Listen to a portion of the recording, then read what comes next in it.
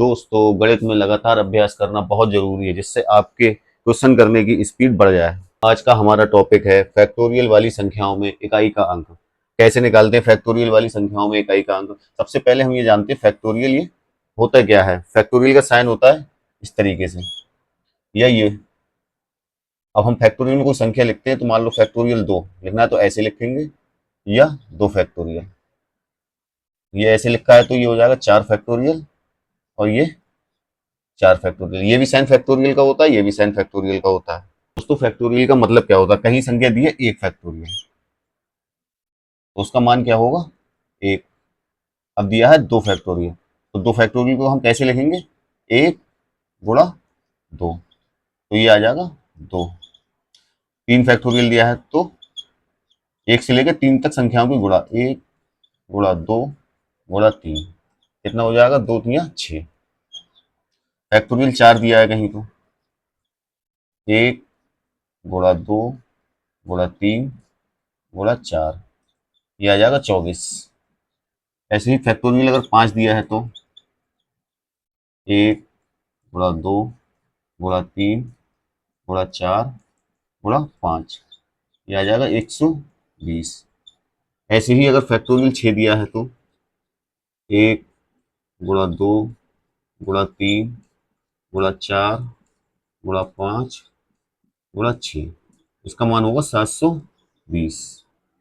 1 का मान कितना है 1, फैक्टोरियल 2 का मान कितना है 2, फैक्टोरियल 3 का मान है 6, फैक्टोरियल 4 का मान है 24, फैक्टोरियल 5 का मान है 120, फैक्टोरियल 6 का मान है 720। और हमारा टॉपिक है फैक्टोरियल वाली संख्याओं में इकाई का अंक निकालना, इकाई का अंक। अब फैक्टोरियल 1 होगा तो उसमें इकाई का अंक क्या हो जाएगा 1। फैक्टोरियल 2 है, फैक्टोरियल 2 का मान है 2, इसमें इकाई का अंक हो जाएगा 2। फैक्टोरियल 3 में इकाई का अंक हो जाएगा 6, फैक्टोरियल 4 इसका मान है 24, इसमें इकाई का अंक हो जाएगा 4। ऐसे ही फैक्टोरियल 5, फैक्टोरियल 5 में मान है 120 तो इसमें इकाई का अंक होगा 0। और फैक्टोरियल 6, फैक्टोरियल 6 का मान है 720, इसमें इकाई का अंक होगा 0। अब हम जितने भी फैक्टोरियल लिखेंगे, अब यहाँ जब 0 आ गया यहाँ भी 0, तो जितने भी फैक्टोरियल लिखेंगे उनमें इकाई का अंक कितना आ जाएगा 0। फैक्टोरियल 7 में इकाई का अंक होगा 0, फैक्टोरियल 8 में इकाई का अंक होगा 0।